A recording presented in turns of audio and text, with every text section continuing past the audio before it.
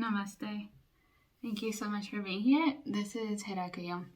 So instead of explaining what I wanted to talk about in this video, I wanted to start with a story.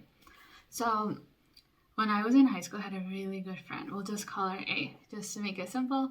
And, I really, we went to 2 different school systems, but we were really good friends. And, she was nerdy, I was nerdy. She liked to read books, I liked to read books. And, I really enjoyed her company, and I want to say she enjoyed mine as well. And then we ended up going to different colleges. And then eventually for grad school, I moved out of state. So we lost touch.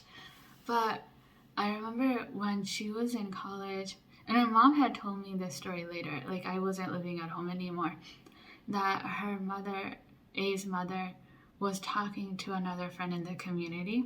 So I'm from Pakistan, so this was another Pakistani person in the community.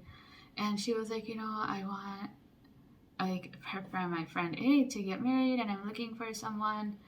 And this other person, and we'll just call this other person Auntie N. We'll talk a lot about Auntie N later, but just for the sake of this conversation, we'll keep it simple. So Auntie N, listens to A's mom, and she says to her, "Your daughter can't get married. She's too black. Her skin's too black. She just can't get married." And when I heard this, I was flabbergasted. I was like, what the fuck are you saying? Do you even know what you're saying?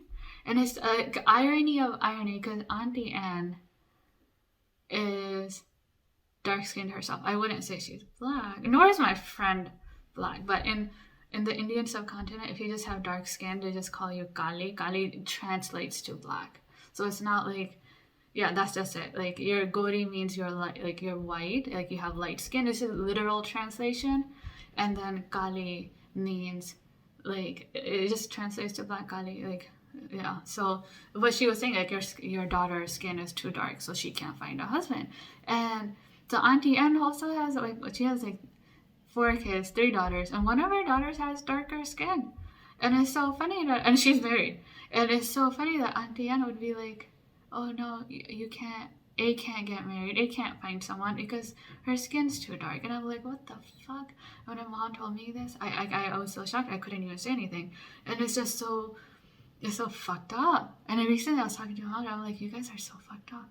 We just blindly, literally, I've met people from the Indian subcontinent, and they're will blindly just pick up beliefs and be and just literally just accept them to be true and not even think about what they're saying. So another example is my ex-mother-in-law came to visit when my daughter was a baby. Amna was about, I want to say 7 months old when she came to visit, and there were several times she'll be sitting on Amna's playmat with her, and my husband would be there, ex-husband number 1, and she would be it'd be better if she was a boy. And I'm and in my head, and we don't speak the same language. My ex-mother-in-law and I, we have a huge language barrier, and she can really understand me, I can really understand her, but I understood what she said, and I was what the fuck are you saying? The irony is that in both cases, Auntie Anne, ex-mother-in-law number 1, were both females, and they're both putting down females. We're it'd be better if your skin was lighter. It'd be better that if instead of a vagina, you had a penis between your legs. You would be better. What the fuck is wrong with you people? And what's crazy is that in the Indian subcontinent, people actually believe this. I've met people from different parts of the Indian subcontinent. India, Bangladesh, Nepal, Pakistan. Where my family's from Pakistan, Kashmir, whatever. And people actually believe that having a penis is better than a vagina. Somehow a penis makes you a better person in this world. And another big belief is being Gori, light colored skin, and not being Kali, have black colored skin, is having black colored skin is bad. Being Gori is better. Being white is better. What the fuck is wrong with you people?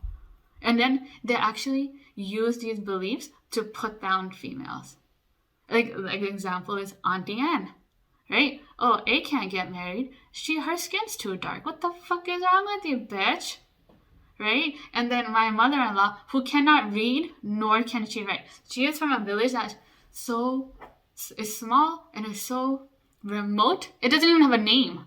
You know how to get to that village? You have to find the nearest city and talk to people about how to find that village. And that's how remote it is. It is simpleton of simpletons. I don't want to use the word backward because they're just simple. They're just isolated. And so these beliefs are so integrated into society that like people will just say them and it's just a given of like, yeah.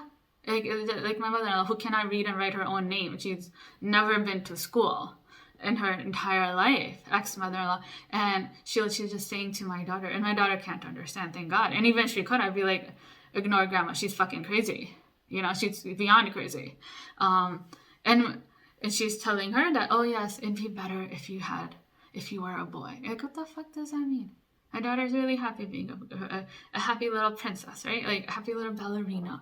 They're very happy. Like, what are you doing? Like, why are you saying these things to you people? And not only that, you are debasing yourself. Because in this case, in both of these examples, they're both females. And a mother-in-law, ex-mother-in-law, actually believed that like, she was less than men. And it's so fucked up. And then it's just, I don't know. I don't even know what to say.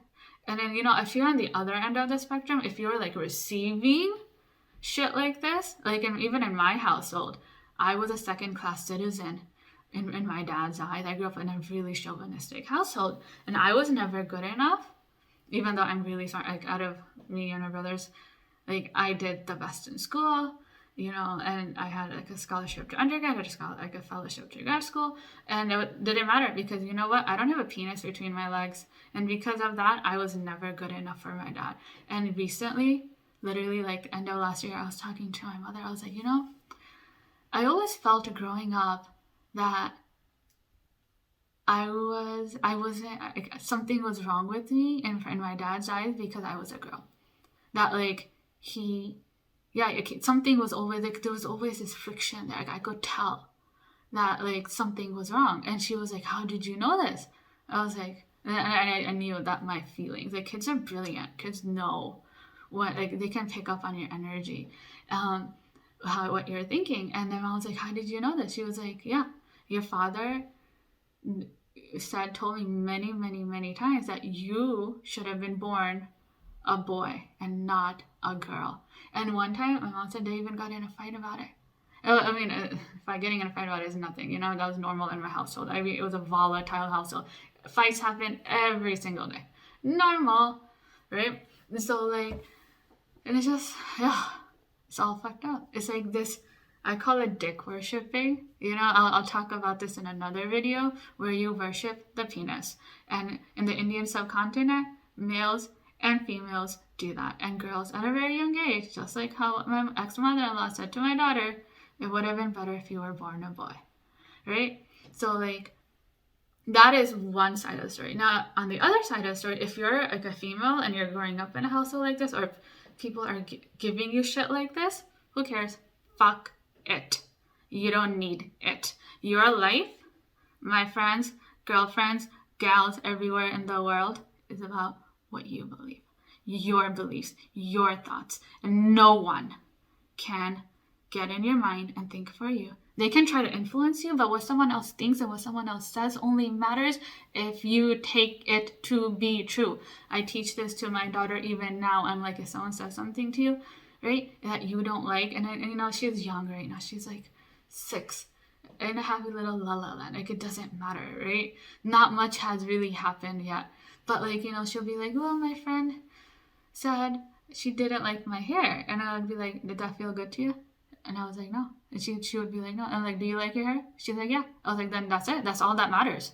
What matters is what you think, is your outlook on life. So if motherfuckers around you, including your mother or your grandma or anyone else says to you, oh, your life, or you would have been better if you had a dick between your legs, you can just be like, whatever. And be like, okay.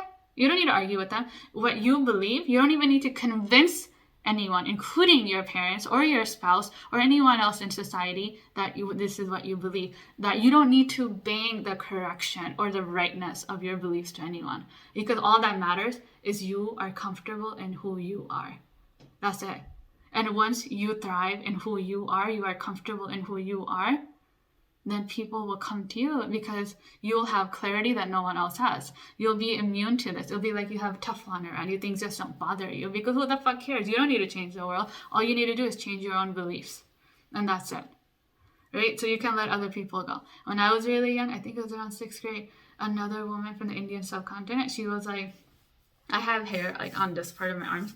And she was looking at the hair and she was like, you're not going to be able to find a husband. Like, you're too hairy. And I didn't even have that much hair on my arms. Really, not that much. And it was only on this, like, just little section right here. And I was like, what? And I wasn't even interested in boys back then. Like, what the fuck are you saying? And now I look back, I'm like, God, people are so pathetic that they actually believe this shit. And then they try to get other people to believe shit. Right? So it's just a whole shithole, like just of beliefs that do not serve anyone. And then you teach them to your community, to your own daughters, to your granddaughters, and other females. It's just all fucked up. Who cares? I don't need to change it. I don't need to go out and tell someone that, oh, you know what? You have a disempowered outlook on life. Do you want to be more empowered? No. What matters, and then really this video is for females who are the recipient of these beliefs, or a recipient of these comments, that it doesn't matter what other people think, how other people view you. You know, like my own father viewing me as a second-class citizen in my own, like literally, and as a child growing up, I was a second-class citizen. It doesn't matter. Who cares? What matters is what I think. And you know what I think? I think I'm a fucking badass aviator. That's what I think. I am damn good at what I do. And then whatever I put my focus on, I'm damn good at it. And I don't give a fuck. Rather, the Indian subcontinent, old ladies, or even my own father or my ex-mother-in-law, or really even my own mother, what they care. What matters is what I think. What matters is my outlook on life.